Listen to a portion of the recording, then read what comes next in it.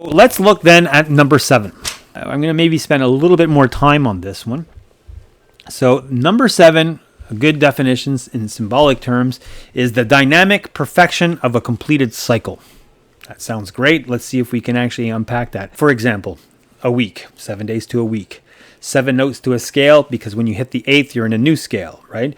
So do, re, mi, fa, sol, la, si, right? Or C, D, E, F, G, B, A, B. So it's a complete cycle and plus renewal. Even like if you look at the creation week, which I think is a symbolic creation week, not a 24-hour thing. But I understand that some people are going to, want to, and I'm not here to debate that right now. Let's just look at it. So 6 days of work plus 1 day of rest equals a completed cycle plus renewal. I would say that it's important to note that, especially when it comes to numbers, the application, the symbolic value is actually universal. You're going to get some variances with culture and religion on some little aspects of it, but 4 really is a totality of temporal reality all across cultures, including Judaism and Judeo-Christian trajectories, but also with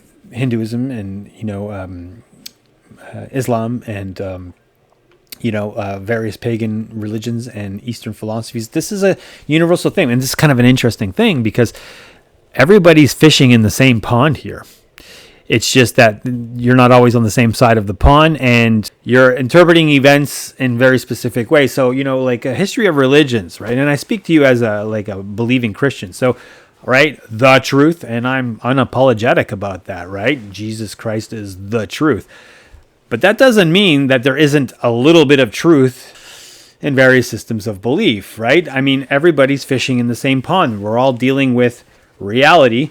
And if I worship some pantheon, like fallen angel pantheon that claims to be gods, I'm going to prop them up as kind of great and good and interesting and, and super dynamic. And, we're going to push this little Yahweh aside. We might even recast them as like some evil, Uranus or a Kronos Titan type figure that tried to devour his children. So it's really a question of who's telling the story and how are they interpreting the baseline event. So there's a certain trajectory over here and there's a certain trajectory over here, and they're both dealing with the same baseline facts, but only one of them is actually telling you like a true narrative. I'm sort of generalizing here, but so from a Christian point of view, because I take Jesus at face value when he says that he is the way, the truth, and the life, I'm very interested. I'm actually a priori, my own inherent prejudice that I arrived to,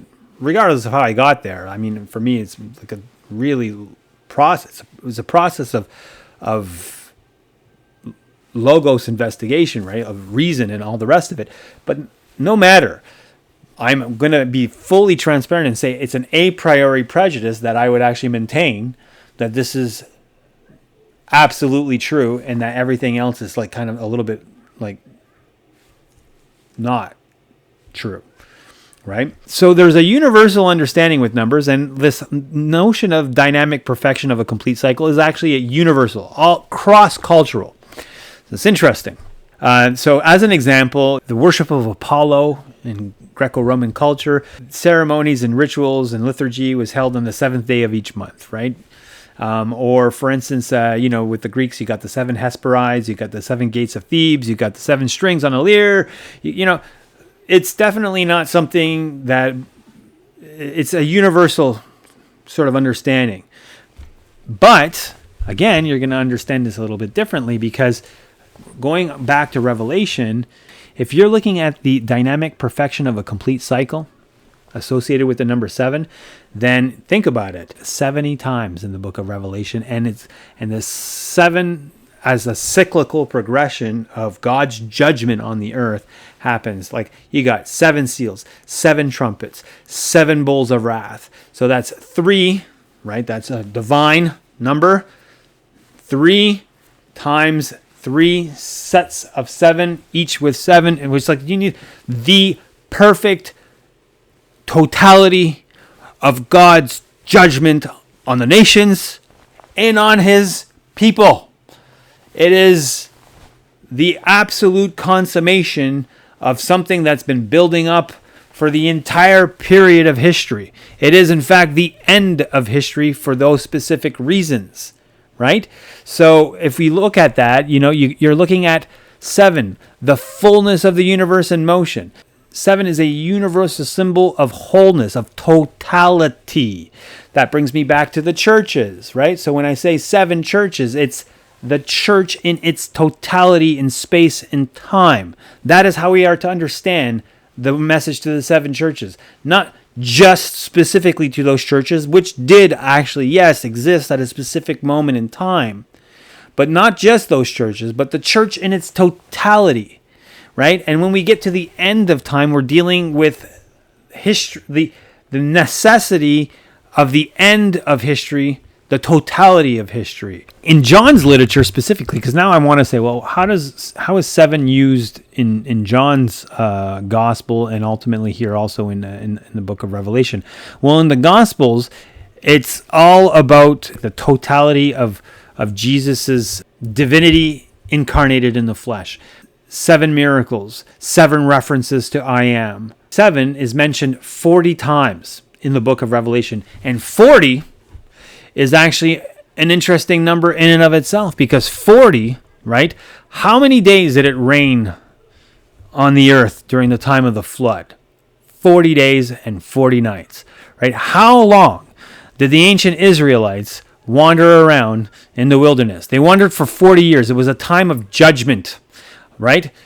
So 40 is actually a number that actually has to do with God's judgment or a period of testing. So one of two things. It's either a period of testing, after which how you come through that period of testing will really determine what happens to you next, which is really relevant to what we're talking about here. But it's also a period of judgment. The ancient Israelites wandered 40 years in the wilderness because they failed to actually claim the promised land early on and said that it was impossible.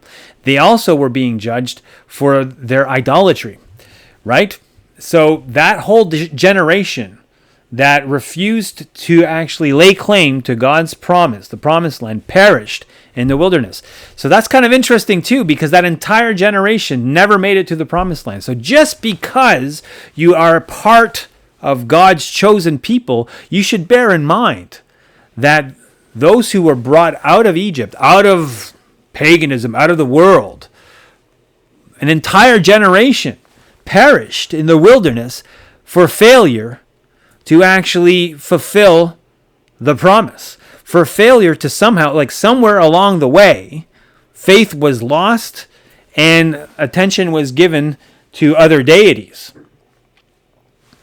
So, choose you this day which God you will serve, and not just in name, right? Not just theoretically, but practically, in word and in deed, to quote Jesus from the Gospels, right? So after that, I would say that if 7 is mentioned 40 times, and it's all about judgment and the totality, right? The wholeness of God's judgment on the earth for the entire edifice of history and all the evil done therein, totally reaching like epic proportions in the end time, right? Every single statement of what constitutes righteousness in Scripture is taken into account, right? So like, as an example, if Jesus says, anybody causing these little ones not to believe in me in some shape or form, it would be better for them never to be born. Well, look at where we are with our children today and what we've done to this generation today. And ask yourself, and there's been a trajectory. It's not like, oh, suddenly what? No, there's been a trajectory through time. And if things were real, if Jesus says this is the worst period of time, and I mean, I don't think we've yet tasted that really, but think on this. So something that's going to be worse than the Eastern Front during World War II. Something that will be worse than the atomic bomb. Something that will be worse than the killing fields in Cambodia. Something that will be worse than the revolution of flowers in China. Something that will be worse than all of that combined will actually qualify the end times. Only time will tell, right? So 7 then in Revelations is a number that is totally linked to the end of the world and the fullness of time, the end of time, the length of history, and the necessity for it to cease, right? And then I would go back to the prophets, right? Like I think it's in Jeremiah. I read this recently. So if in Jeremiah, the Lord is speaking to Jeremiah through Jeremiah, and he says, and I'm reading here from Jeremiah 6, verse 10, tail end of 10, going into 11. Behold, the word of the Lord is a reproach to them. They have no delight in it. Therefore, I am full of the fury of the Lord, and I am weary of holding it in. Now, the direct historical context there is God's judgment is upon his people, and they're going to be sent into exile, and Israel, in the kingdom of Judah is going to be pulled apart, pulled asunder, and off to exile 70 years. But we would also understand that the prophetic corpus, and I mean, the entire Bible instructs us on how to actually deal with this responsibly. This is not just about that. It's a really good, Paul's going to remind you, this is an example to you. But it's ultimately also, it's this, I should be looking for this pattern in history. And then I should think about what it would mean when we are dealing finally with the consummation of the age. If the Lord is able to say to Jeremiah, I am weary of holding in my fury. I am weary of holding in my fury. If the Lord can say to Jeremiah, I am weary of holding in my fury, and even and actually restrict that to a historical context that would actually involve God's judgment on his people, and you project that into what that would look like in the end times, I am weary of holding in my fury, then what you're dealing here with the number 7 is the totality of God's fury and judgment upon the nations and upon his people. I keep wanting to re-emphasize that, because never forget to whom this book is actually authored, to the church in its totality. So we are actually the receivers of this, but at the same time we know that it's also destined to the nations, because at one point in John, he's saying it is necessary for you to prophesy to kings, to peoples, to nations. So it's really, ultimately, it is a statement to the entire world, but it is primarily a statement to God's people. I find that to be sobering. So here we have, let's just sum up 4 temporal created reality in this world, but also God's universal sovereignty and control over that creation, his creation. And 7 is a dynamic perfection of a completed cycle, of a complete cycle. And it's also wholeness, totality, the fullness of, and in this case, the fullness of God's judgment. Which is why the Antichrist is allowed to rise during this time. Never forget, in the book of Revelation, that even Antichrist and Satan's kingdom reigning on earth as a total oppressive beast system is actually authored by God. It is allowed. It is actually summoned. If you go into Revelation 6, who summons the 4 riders of the apocalypse? The 4 living creatures around God's throne. It's not as if they're able to do anything without God's approval. God is in total control of his creation and of all reality and of all universe. It is his. So even as he hands it off to Satan for a period of time, it is actually an extension of his judgment. It is basically, we enter into an equation where he gives you what you want and what you deserve. And it's your own willful choice that got you there and that you have to contend with. It is a time where you are forced to contend with the ramifications of your choices and the choices of your father and the choice of the father before him.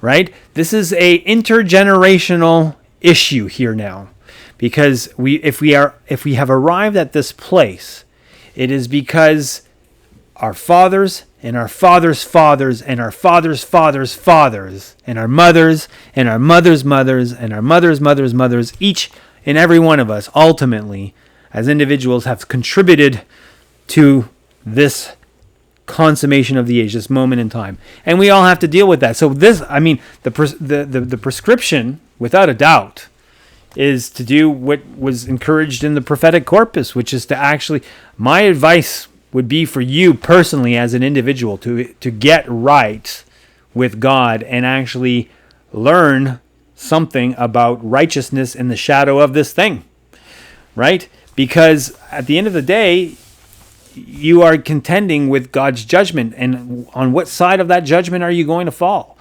It's not going to be an easy time for anybody, not in the flesh. The stakes are very high. So 7 in Revelation is speaking about the wholeness, the totality, the completion of a cycle that has been long underway. The entire edifice of history, from the fall of man to the rise of the Antichrist and Satan's kingdom on earth, which is God allows it to go full circle to that point where Satan is seemingly ruling over this world. And when we get to that point, that's when Christ returns. And not a moment sooner. Not one moment sooner.